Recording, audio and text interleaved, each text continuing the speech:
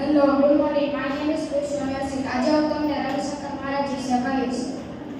રવિશંકર મહારાજનો જન્મ ઈસવી 1884 ના ફેબ્રુઆરી 25 તારીખે તેમના મોસરખેડા જિલ્લામાં રટુડામાં થયો હતો.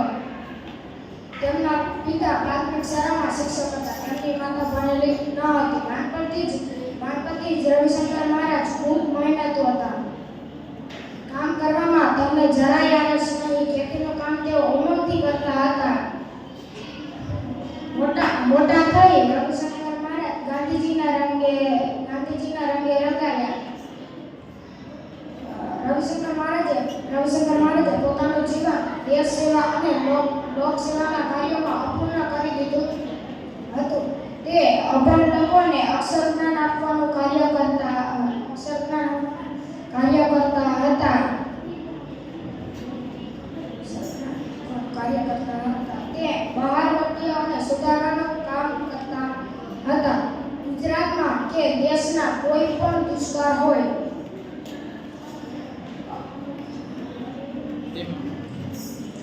રવિશંકર મહારાજ સાદું જીવન જીવતા હતા. તેઓ ઓછામાં ઓછી વસ્તુઓથી ચલાવતા. ધોતિયું, કેડિયું અને ટોપીએ તેમનો પહેરવેશ. પગે ચાલીને તેઓ ગામે ગામ ફરતા અને લોકસેવામાં કામ કરતા. રવિશંકર મહારાજ પોતાનું કાર્યની કદી જાહેરાત કરતા નહીં.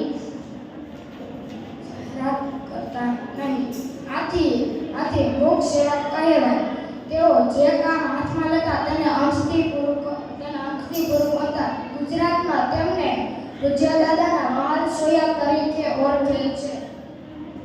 તેમણે 100 વર્ષનું આયુષ્ય ભોગવ્યું હતું.